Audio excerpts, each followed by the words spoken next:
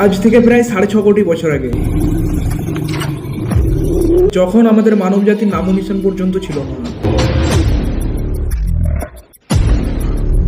সারা পৃথিবী জুড়ে রাজত্ব চলতো শুধু ডাইনোসরের। সুন্দরভাবে এই ডাইনোসররা দিন কাটাতেছিল, কিন্তু এরা নিজেরাও জানতো না পৃথিবীতে এদের দিন শেষ হয়ে এসেছে। নিজেদের ধ্বংসকে নিজেদের চোখেই দেখতে হয়েছিল